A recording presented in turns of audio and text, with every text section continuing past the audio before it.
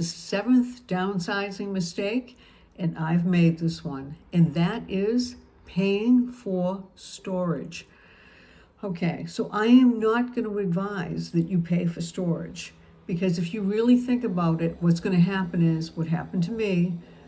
I put my items in storage, and then it was so overwhelming to get them out of there that I was paying for storage for about 3 years.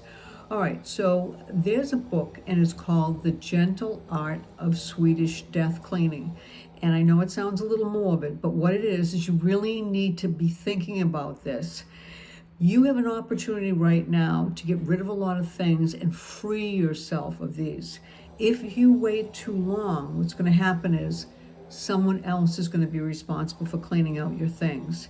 So when you start cleaning out your items to get ready to put on the market, 3 piles. And if you need to have somebody with you to kind of motivate you, that's what happened to me. I needed somebody to motivate me with, so they were running around the house with me. 3 piles. Keep, maybe, get rid of.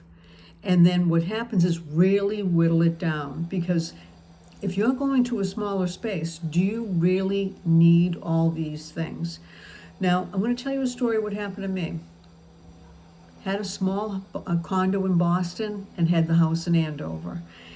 The condo in Boston, absolutely loved it, to the point that I really didn't want to come back and live in the house anymore.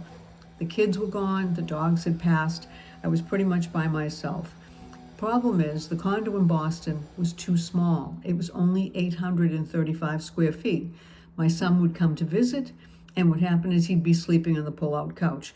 So when I sold Andover, I really was not sure where I was going to land. And a lot of this furniture that I had for Andover was newer.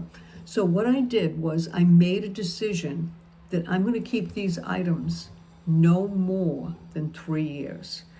And within a 3-year period, I found a place that was a little bit larger, took some of the items from Andover that I could use in the larger place, actually gave the furniture to my daughter that was in the small condo, and it worked out really, really well.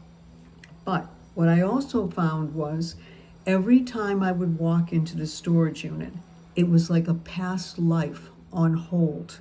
It was very difficult for me to go through this storage unit bit by bit. It was quite a bit of furniture and personal items in there. So this is what I did.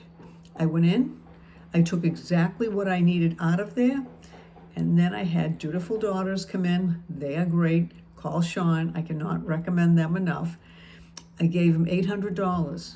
By the end of the day, that storage unit was emptied, cleaned, and he took those items and brought them to senior centers, battered women's shelters. He takes them to good places. So they're going to be used for good things. And I could move on. I don't have a lot to declutter anymore. I'm not leaving a lot for my kids to take care of when something happens to me. So don't keep a storage unit if you can avoid it. And if you need a storage unit, put a deadline on it. 7th mistake of downsizing: storage units.